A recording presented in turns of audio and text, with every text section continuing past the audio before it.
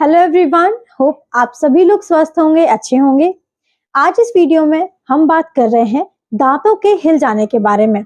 अगर किसी कारण आपके दांत हिलना स्टार्ट हो गए हैं, चाहे आपके दांत हल्का हिल रहे हैं, थोड़ा बहुत हिल रहे हैं या आपके दांत बहुत ज्यादा हिल रहे हैं, तो इसके लिए क्या करना चाहिए, कैसे अपने हिलते हुए दांतों को रोक सकते हैं, इसके क्या उपाय हैं, आज इस वीडियो में हम जानेंगे। तो वीडियो को आप लास्ट तक जरूर देखिएगा।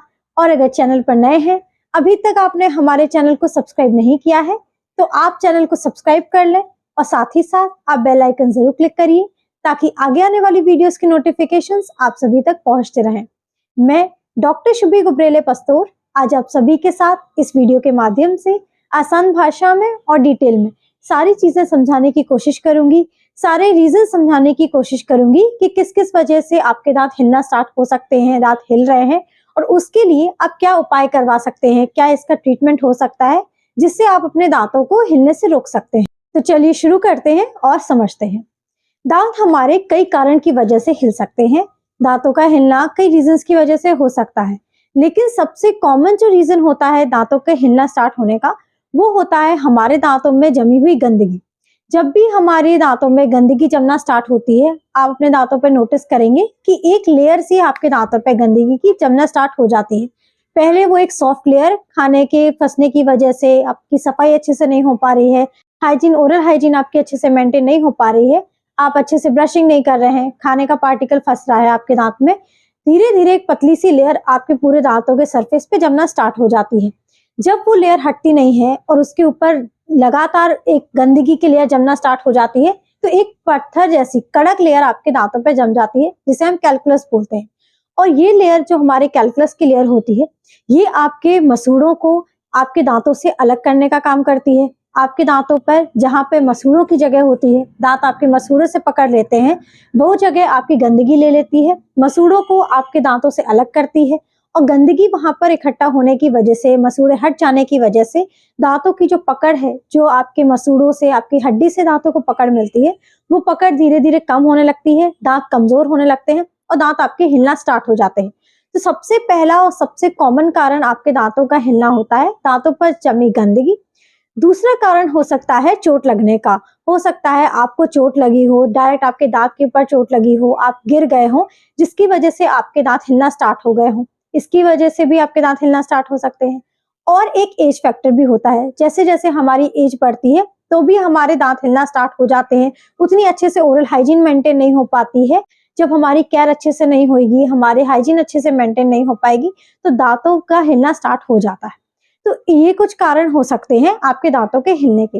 अब अगर आपके दांत हिल रहे हैं, तो इसके लिए आप क्या उपाय कर सकते हैं। आप चाहते हैं कि हमारे दांत पहले से हो जाए, पहले जैसे हो जाए, हिलना बंद हो जाए, तो सबसे पहली ट्रीटमेंट और सबसे पहला उपाय होता है कि आपके दांतों की प्रॉपर अच्छे से सफाई होना। आपके दांतों पे जो गंदगी जमी है, आप डेंटिस्ट के पास जा सकते हैं, क्लिनिक पे विजिट करें और अपने डेंटिस्ट से अपने दांतों पे जो गंदगी जमा है उसकी प्रॉपर अच्छे से स्केलिंग करवाएं, क्लीनिंग करवाएं। जब आपके दांतों के ऊपर जो जमी गंदगी है, जो डिपॉजिट जमा है, जो कैलकुलस की लेयर जमा है, जिसकी वजह से दांत हिलना स्टार्ट हो गए हैं, कमजोर हो गए हैं, उसको पूरी तरीके से हटवाएं, दांतों की सफाई हो जाएगी। जैसे जैसे आपके दांतों की अच्छे से सफाई होगी, घर पे भी आप अपनी ओरल हाइजीन अच्छे से मेंटेन रखेंगे, दांतों के साथ साथ जो गंदगी जमा थी वो गंदगी हट जाती है और आपके दांत जो अपने मसूड़ों से पकड़ ले थे, धीरे धीरे मसूड़े अपनी जगह पर वापस आ जाते हैं और दांतों को जो उनकी पकड़ थी वापस मिल जाती है और कमजोर दांत आपके वापस से पकड़ बना के आपके मजबूत बन जाते हैं। तो सबसे पहला उपाय और ट्रीटमेंट आपको यही करना है कि जो आपके दांतों पे गंदगी जमा है, सबसे पहले आप उसकी सफाई करवाएं, प्रॉपर अच्छे से क्लिनिक में जाके डेंटल स्केलिंग करवाएं। स्केलिंग करवाने के बाद घर पे अच्छे से सफाई मेंटेन रखें, ताकि स्केलिंग करवाने के बाद दोबारा से आपके दांत के ऊपर वो गंदगी जमा ना हो जाए और धीरे धीरे आपके मसूड़े अपनी जगह पर ले लें। जब हमारे दांतों की, दांत आप खुद से भी अपने फिंगर से भी फील कर सकते हैं कि कितना ज्यादा आपके दांत हिल रहे हैं, इस पे डिपेंड करता है कि क्या ट्रीटमेंट लेना चाहिए। अगर आपके दांत थोड़ा बहुत 1 से 2 मिलीमीटर तक हिल रहे हैं, 1 to 2 mm तक हिल रहे हैं, आप इसको अपनी उंगली से भी फील कर सकते हैं, थोड़ा बहुत हिल रहे हैं, तो इसके लिए आप स्केलिंग करवा सकते हैं। स्केलिंग से आपकी सफाई हो जाएगी और धीरे धीरे आपके दांतों को वापस से अपने मसूड़ों से पकड़ मिल जाएगी। दूसरी चीज आप नोटिस करेंगे कि अगर आपके दांत थोड़ा ज्यादा हिल रहे हैं, ग्रेड 1 से ज्यादा आपके मोबिलिटी आ गई है, तो इसके लिए तो ट्रीटमेंट होता है वो होता है स्प्लिंटिंग। दांतों में आप दांतों को स्प्लिंट करवा सकते हैं। स्प्लिंटिंग का मतलब होता है कि जो दांत आपके हिल रहे हैं और हिलने वाले दांतों के आसपास अगर कोई हेल्दी दांत हैं जो नहीं हिल रहे हैं, स्ट्रॉन्ग टीथ हैं, उनसे आपके हिलने वाले दांतों को कनेक्ट किया जाता है। एक वायर की हेल्प से, पतले से तार की हेल्प से उन आपके दांतों को कनेक्ट कर दिया जाता है, अंदर की तरफ से कनेक्ट कर दिया जाता है। इससे उन्हें एक स्ट्रेंथ मिलती है और जो आपके खाना चबाने की वजह से, खाने की वजह से जो लोड उन दांतों पर पड़ रहा था वो डिस्ट्रीब्यूट हो जाता है, स्प्लिंटिंग से डिस्ट्रीब्यूट हो जाता है और धीरे धीरे आपके दांत मजबूत हो जाते हैं। तो दूसरा ट्रीटमेंट होता है स्प्लिंटिंग। आपके दांतों को कनेक्ट किया जाएगा, एक दूसरे से कनेक्ट करके कुछ टाइम के लिए छोड़ा जाएगा और धीरे धीरे आपके दांतों का हिलना रुक जाता है।